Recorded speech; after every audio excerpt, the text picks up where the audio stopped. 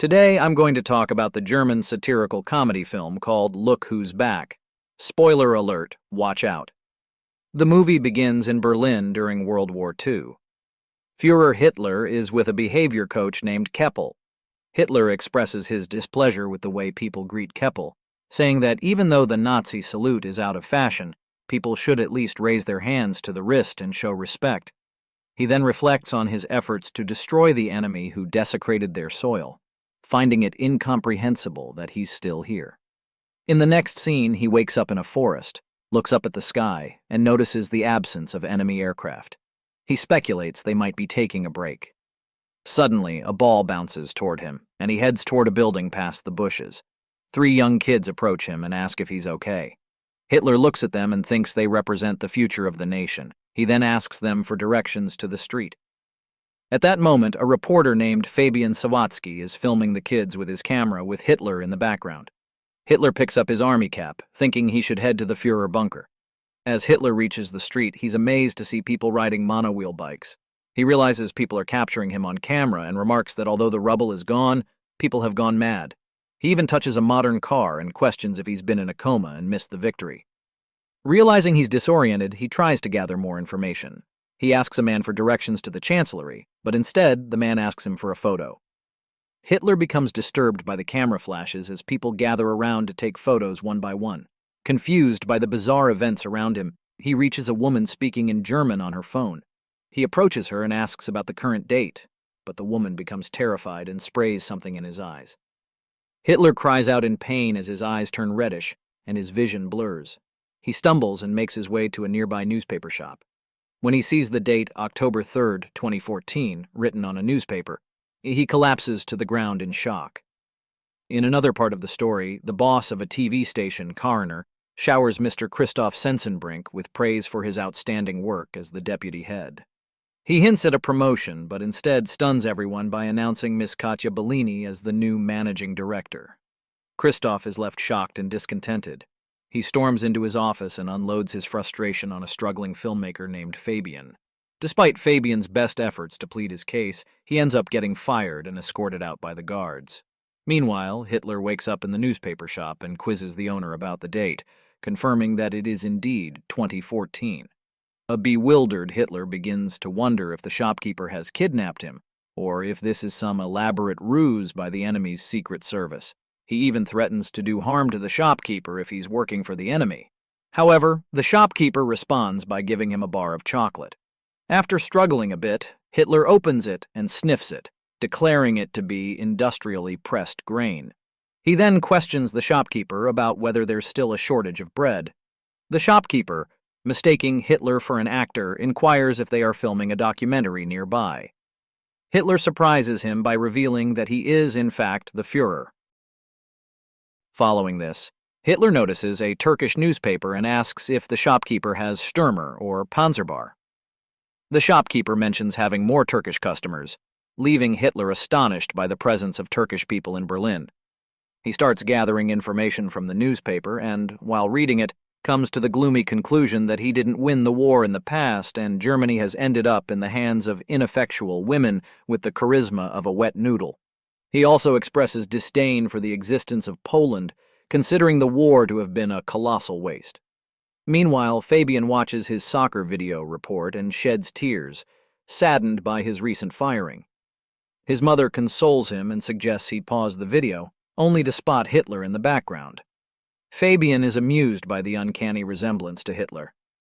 Back at the shop, the shopkeeper instructs Hitler to put the newspaper aside and go outside. Hitler grumbles about being asked to work. The shopkeeper suggests that Hitler clean his clothes, which are in dire need of it. Hitler reluctantly goes to a laundry place and asks them to clean his uniform, inquiring if they have another uniform since he can't walk around naked. Now we see Hitler strolling up to the newsstand dressed in jeans and a sweater. Meanwhile, Fabian has somehow managed to track him down and is waiting in the shop. When Fabian sets eyes on Hitler, he's absolutely astounded by his appearance. Fabian proposes to Hitler that he films him as he navigates through modern Germany, and Hitler agrees to the idea. Fabian grabs some cash and a car from his mother and embarks on his adventure with Hitler. The two find themselves in a hotel where Hitler is intrigued by the television. He decides to discuss politics during Fabian's presentation. They go around asking people about their political views. After the interviews, Hitler notices that there has been minimal impact of democracy on people during his absence. He senses discontent and suppressed anger in people, reminiscent of the 1930s, when people had similar views but lacked the term political disenchantment. People express concerns about immigrants in the country, which leads Hitler to push his idea that racial mixing doesn't work. Later on, Fabian inquires about the origin of Hitler's distinctive mustache. Hitler explains that he trimmed it to fit a gas mask. A bit later, they end up on a farm, where Hitler gets bitten by a dog. Furious, he shoots at the animal, prompting Fabian to scold him and confiscate the gun. As their journey continues, Fabian eventually runs out of money. However, he comes up with a plan and persuades passers-by to have their portraits drawn by Hitler. Hitler creates sarcastic drawings that people find amusing and are willing to pay for. With enough money in hand, they continue their trip. Back in town, Fabian shows a video clip of Hitler to Christoph. The video garners a substantial number of views as Fabian uploaded it online. Christoph is impressed by the video's popularity and asks Fabian for Hitler's name and contact information. After meeting Hitler, Christoph suspects him to be a lunatic and urges Fabian to remove him from the office. Before leaving, Hitler pays a visit to the director's office and proposes that they save Germany together. Intrigued by the idea, Bellini asks him to share his plan. Moving on in the story, Bellini promptly instructs her assistant to prepare a suitable TV format for broadcasting Hitler's idea. In the meantime, Fabian threatens Christoph with the prospect of taking Hitler away unless he reinstates him in his previous job. In response, Christoph offers Fabian the position of a kitchen boy, promising a promotion when a new editorial post becomes available. Sometime later, Hitler finds himself seated at a table in the TV studio. Christoph calls for Kromeyer to assist Hitler with using a computer. Hitler reminisces about the computers from his time and praises the invention as one of the greatest. Kromeyer attempts to sign Hitler up for email, but informs him that his name is already taken. Hitler grumbles about others stealing his name and suggests using New Reich's chancellery since he likes it. Christoph devises a plan to feature Hitler on a live comedy show called Whoa Dude. He's still bitter about Bellini getting a promotion over him and intends to create problems for her by introducing sarcastic jokes about Jews and ultimately ejecting Hitler from the show. The show kicks off, and Witzigmann, the host, calls Hitler to the stage. The audience buzzes about Hitler's appearance, but as soon as Hitler gazes at them, the hall falls silent. Hitler breaks the silence but refuses to read the scripted jokes about immigrants. Instead, he critiques the senselessness of TV shows, sheds light on issues like poverty and unemployment, and predicts that the country is heading towards disaster without realizing it. Hitler vows to fight against the TV, not only until they reach the abyss, but until he conquers them. The audience applauds his words, and his popularity soars. The host, Witzigmann, becomes envious. Bellini urges Christoph to feature Hitler on every show, leaving Christoph distressed as his plan backfires. In subsequent scenes, we witness Hitler giving interviews on numerous TV shows, sharing his goal of making Germany great again. His popularity continues to surge, and he meets various individuals and party leaders, charming them with his ideas. One day, Hitler and Fabian visit the NPD headquarters in Berlin. He confronts Ulf Birn, the federal chairman of NPD, and questions the achievements of their cause. Hitler belittles them, stating that they've wasted enough time and set the movement back by decades with their words. Christoph becomes elated when the police and the district attorney, DA, show up at the TV studio, explaining that they are investigating a complaint related to hate laws.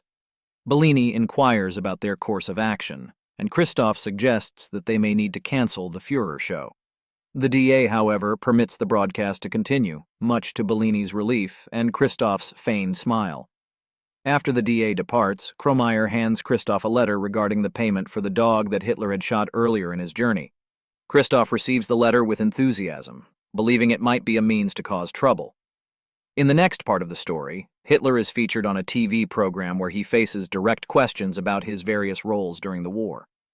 Hitler responds by stating his desire to reach out to people, but the interviewer firmly tells him that not all his actions can be justified. The interviewer then shows a video clip of Hitler shooting the dog, which disturbs the audience. Hitler becomes enraged and threatens to do the same to the interviewer, He even goes so far as to claim that he will turn their studio into a parking lot for tanks. Christoph, observing the negative responses from the audience, becomes increasingly pleased. Following the disastrous interview, Bellini is dismissed, and Christoph is appointed as the new manager. Subsequently, Hitler moves into Fabian's house and starts living with him. He finds amusement in the twists of fate and begins writing his second book, which soon becomes a market hit. 3 months later, during a meeting at the TV studio, the significant losses incurred by the company are discussed. Christoph believes that Witzigmann's show can help them recover, but he is informed that Witzigmann has quit his job. Christoph becomes agitated and directs his anger towards the selected employees for losing the show. One staff member suggests bringing Hitler back, which piques Christoph's interest. He searches for Hitler once more and offers Fabian a deal, $1 million investment in the film that Fabian and Hitler are working on in exchange for broadcasting the movie on their TV network. Hitler and Fabian visit Kromeyer's house, where Kromeyer's grandmother recognizes Hitler. She accuses him of gassing and killing people and labels him a criminal, shouting at him to leave. In the car, Hitler expresses surprise at Kromeyer being Jewish and proceeds to make derogatory remarks about Jews, deeming them less than human. Fabian becomes disappointed by Hitler's actions and words. Back on the set, Fabian encourages Hitler to recall how he ended up in the woods before the ball rolled towards him. However, Hitler can't remember those details. Later that night, as Hitler walks outside the set, he is surrounded by a group of thugs. They view him as the reason to take Germany back and deliver a severe blow to his face. When Hitler regains consciousness, he finds himself in a hospital, with Bellini standing in front of him. In a surprising turn of events, Fabian reviews the footage he captured of the boys playing soccer and notices that Hitler mysteriously rose from where he was lying. Intrigued by this, he rushes to the location and finds a sign that reads, "Historical location of Führer bunker." Fabian hurries to the hospital, but doesn't find Hitler there. Bellini informs him that Hitler is headed to the shooting set. Fabian then reveals to Bellini that he is the real Adolf Hitler, but she doesn't believe him. Acting hysterically, Fabian tries to explain his theory, but the guards attempt to apprehend him, prompting him to flee. Fabian eventually reaches the set and aims a gun at Hitler. When asked about his identity, Hitler explains that he never claimed to be anyone else. Fabian accuses Hitler of deceiving people with his propaganda, to which Hitler responds that people elected a leader who openly shared his ideas in 1933. Fabian takes Hitler to the top of a building, cornering him and labeling him a monster. Hitler retorts that ordinary people elected an extraordinary man and entrusted the fate of the country to him. He explains that people chose him because they shared the same values in their hearts. In a fit of rage, Fabian shoots Hitler, causing him to fall from the building onto the street. Suddenly, Fabian hears Hitler's voice proclaiming that no German can get rid of him. To Fabian's shock, Hitler, who was just thrown down, reappears right behind him. At that moment, Bellini calls for a cut in the studio and everyone cheers for the successful shoot. It turns out that it was all part of a film shoot, and a random actor had played the role of Fabian. Hitler then asks everyone to remember the comrades who couldn't be with them. Elsewhere, Kromeyer is seen sobbing while watching Fabian through a hole in the mental ward. Hitler and Bellini are busy giving autographs and interviews to people after the film becomes a hit. As they pass by a car, people on the street greet Hitler with respect, and it becomes evident that he has gained a significant following. The story concludes with a message to subscribe for more videos, turn on notifications, and leave a like to support the channel. Thanks for watching.